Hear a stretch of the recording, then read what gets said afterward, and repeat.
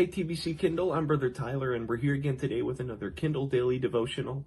Today I'm going to talk a little bit about, and brace yourself, I'm going to talk a little bit about how it matters who you date and marry.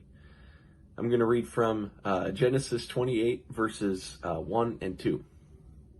And Isaac called Jacob, and blessed him, and charged him, and said unto him, Thou shalt not take a wife of the daughters of Canaan. Arise, go to Padanaram, to the house of Bethuel, thy mother's father, and take thee a wife from thence of the daughters of Laban, thy mother's brother. Now, I know you may be wondering, why on earth is this young 18-year-old guy who's not even engaged or married or hasn't really gotten to that point of experience to where, oh yeah, no, I can tell you all about this stuff. You may be wondering that, you may be not. I may be wondering, I may be not. You'll just have to think about that for yourself. But needless to say, this is something that the Word of God teaches, and it's very clear, not only in this chapter, but in chapters before when Abraham told his servant to find Isaac a wife.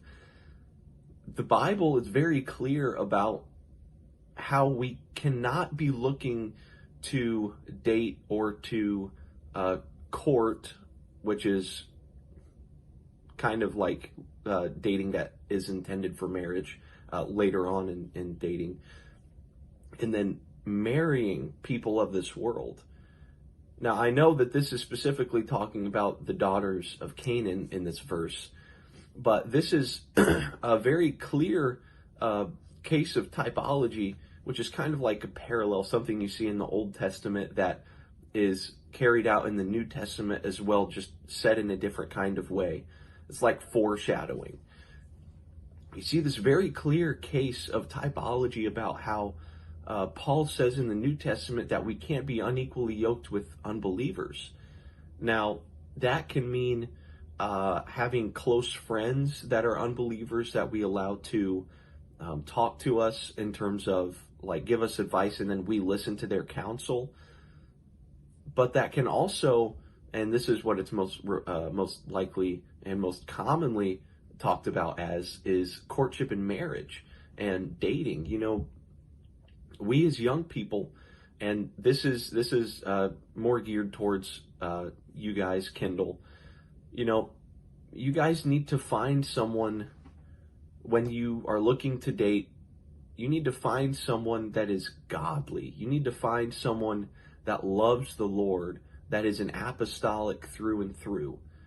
Young men, you need to find an apostolic girl that loves the Lord, that doesn't just look the part, but whose heart is clean as well.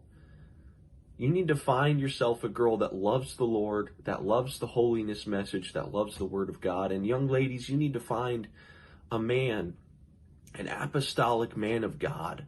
I'm not saying he's got to be a preacher, but if you feel like the Lord wants you to marry a preacher, then I guess there you go. Find yourself a preacher.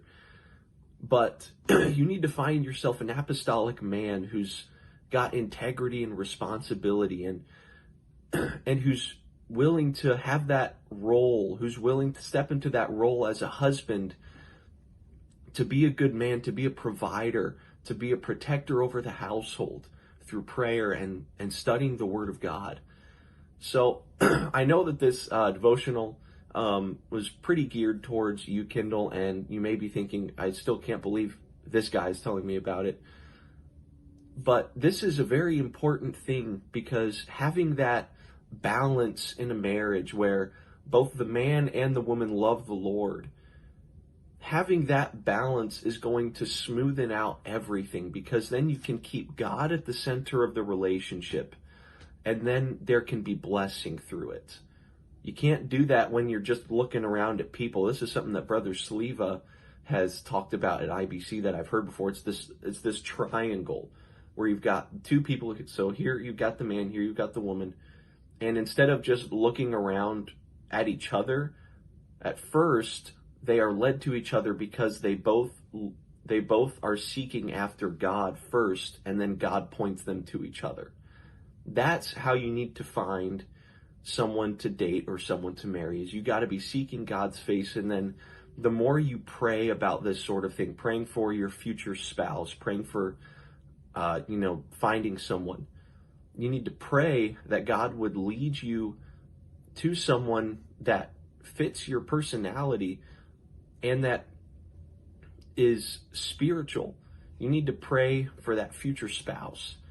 So I hope I have challenged you a little bit today. I know this is kind of a weird devotional, but I haven't talked about anything like this before, and I think it's pretty applicable in a lot of other places.